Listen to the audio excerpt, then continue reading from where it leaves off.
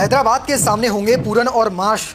Travis head और अभिषेक से कैसे बचेंगे लखनऊ के गेंदबाज। आईपीएल 2025 का मैच नंबर 7 सनराइजर हैदराबाद का सामना होगा लखनऊ सुपर जायंट्स से। मुकाबला 27 मार्च यानी आज होगा। शाम के 7:30 बजे मुकाबला शुरू हो जाएगा। मुकाबला होगा राजीव गांधी अंतरराष्ट्रीय स्टेडियम हैदराबाद में। इस मुकाबले से जुड़ी हर छोटी बड़ी अपडेट मैं आपको इस वीडियो में दूंगा। क्या है पिच रिपोर्ट, मौसम का हाल कैसा है, प्लेइंग 11 में किन किन खिलाड़ियों को शामिल किया जा सकता है, वहीं किन किन खिलाड़ियों की रिसेंट फॉर्म कमाल की है, और आखिर में बनाएंगे बेहतरीन फैंटेसी टीम और उसमें दूंगा कप्तान और वाइस कैप्टन के एक नहीं बल्कि 2 ऑप्शन। तो शुरुआत करते हैं वीडियो की हेड टू हेड रिकॉर्ड से। अब तक दोनों टीमों ने कुल 4 मुकाबले खेले। इन 4 मुकाबलों में एक ही मुकाबला हैदराबाद की टीम जीत पाई है, वहीं 3 मुकाबले लखनऊ की टीम ने जीते हैं। वहीं आखिरी मुकाबले की बात करें जो पिछले साल खेला गया था, उसमें कह सकते हैं केएल राहुल कप्तान थे और मुकाबला 9 ओवर में ही खत्म हो गया था, जिसके बाद केएल राहुल और लखनऊ के मालिक संजीव गोयनका के बीच काफी तीखी बहस देखने को मिली थी, जिसका वीडियो आज भी वायरल होता है। हैदराबाद का मुकाबला होता है तो पिच रिपोर्ट जानना बेहद जरूरी हो जाता है। क्या 300 पार पहुंच जाएगी इस बार? तो लग तो रहा कि इस बार मुकाबला 300 पार वाला होगा। क्या कहती है पिच रिपोर्ट, चलिए वो भी जान लेते हैं। हैदराबाद के Rajiv Gandhi international cricket stadium की पिच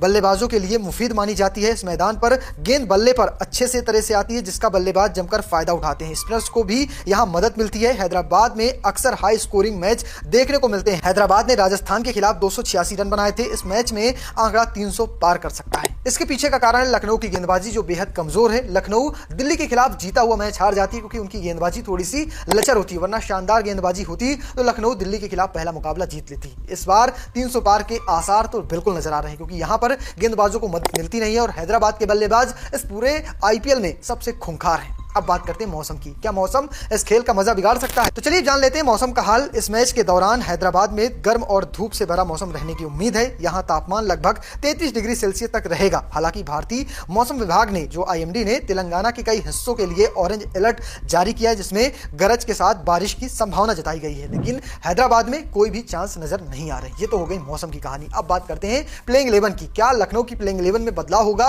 या फिर हैदराबाद में कोई बदलाव के चांस है? चलिए दिखाता हूं आपको। शुरुआत करते हैं हैदराबाद से। पहला नाम जो आएगा वो होगा ट्रेविस हेड का। ट्रेविस हेड के बाद होंगे अभिषेक शर्मा, फिर ईशान किशन, नीतीश कुमार रेड्डी, हेनरी क्लासन, साथ में अभिनव मनोहर, अंकित वर्मा, पैट कमिंस जो कप्तान है, हर्षल पटेल, समरजीत सिंह, साथ में मोहम्मद शमी। इंपैक्ट प्लेयर के तौर पर एडम जंपा फिर से नजर आ सकते हैं। ये हो गई हैदराबाद की कहानी। अब लखनऊ की नजर डालें तो लखनऊ में होंगे मिचेल मार्करम ओपनिंग करेंगे, Rishabh Pant, Nicholas Pooran, Ayush Badoni, David Miller, Shahbaz Ahmed, Shardul Thakur, Ravi Bishnoi, Digvesh Rathi या फिर प्रिंस यादव की जगह राजबंदर हंगेरकर को मौका दिया जा सकता है। इंपैक्ट प्लेयर के तौर पर एम सिद्धार्थ फिर से खेलते हुए नजर आ सकते हैं। लखनऊ की गेंदबाजी कमजोर है। क्या लखनऊ में और भी बदलाव के चांस है? तो हाँ, एक बदलाव के चांस और बनता है, जिसमें ऋषभ पंत को ओपनिंग करनी पड़ सकती है, एडम मार्करम को बाहर बैठाएं और समर जोसेफ के साथ प्लेइंग 11 तैयार की जा सकती है। समर जोसेफ वेस्ट इंडीज के अच्छे तेज गेंदबाज हैं। अगर वो टीम में शामिल होते तो हो सकता है कि थोड़ी मदद जरूर मिल सकती है लखनऊ की गेंदबाजों को। तो ये एक चांस है। बाकी हो सकता है कि लखनऊ की टीम सेम टीम के साथ जाए क्योंकि शार्दुल ठाकुर ने 2 विकेट चटकाए थे और बाकी दिग्वेश राठी हो या फिर जो भी खिलाड़ी नए नए शामिल हुए थे, सबने अच्छा प्रदर्शन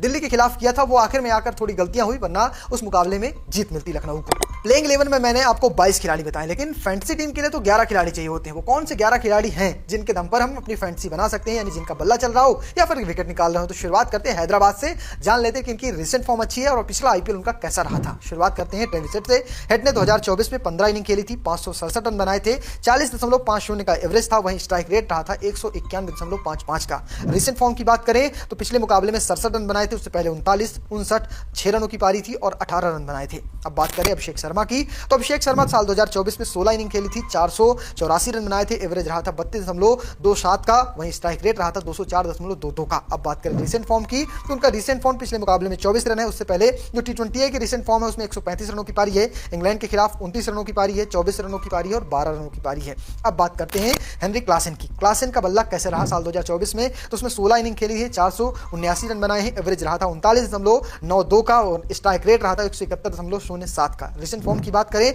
तो 34 रनों की पारी पिछले मुकाबले में है, उससे पहले 67 रन, 13 रन, 66 रन और 5 रन। ये जो हेनरी क्लासन की मैंने आपको फॉर्म बताई, ये उनके T20 की फॉर्म है। हेनरी क्लासन हाल फिलहाल में साउथ अफ्रीका प्रीमियर लीग खेले थे, वहां पर उनके बल्ले से कुछ ऐसे रन निकले थे। हालांकि उन्होंने बीच में ओडीआई खेली चैंपियंस ट्रॉफी में, उसमें बल्ला नहीं चला था, लेकिन T20 तो T20 होती है। अब बात करते हैं लखनऊ की। पहला नाम कौन होगा? पहला नाम होगा निकोलस पूरन का। पूरन ने साल 2024 में 14 मुकाबले खेले, 499 रन बनाए, 62.38 का एवरेज है और स्ट्राइक रेट है 178.21 का।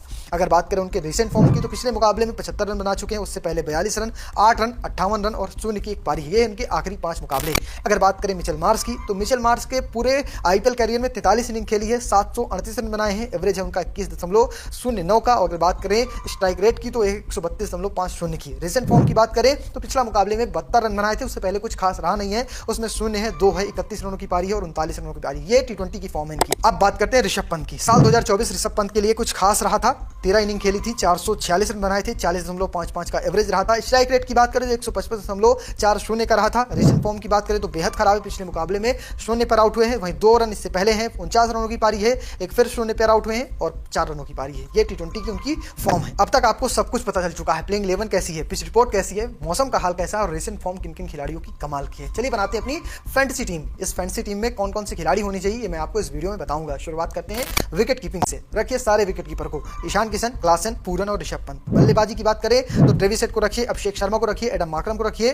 ऑलराउंडर की बात करें तो नीतीश रेड्डी को रखिए, मिचेल मार्श को रखिए, शहबाज अहमद को रखिए। गेंदबाज सिर्फ मैंने एक ले रखा है, वो नाम है मोहम्मद शमी का। मार्करम को लेने के पीछे की वजह है कि मार्करम को इस पिच पर खेलने का अच्छा खासा अनुभव है। अब बनाते हैं कप्तान और वाइस कैप्टन। मैं टीम एक रखता हूं, कप्तान और वाइस कैप्टन के दो ऑप्शन देता हूं। पहले टीम में कप्तान मैंने बनाया है अभिषेक शर्मा को, जबकि वाइस कैप्टन है मेरे पूरन। दूसरी टीम में कप्तान है ऋषभ पंत, जबकि वाइस कैप्टन है क्लासन। तो ये है मेरी टीम, कप्तान और वाइस कैप्टन। फिलहाल आपको कैसे लगे कमेंट बॉक्स में लिखिएगा और पेज को फॉलो करना, चैनल को सब्सक्राइब करना बिल्कुल मत भूलिएगा। धन्यवाद।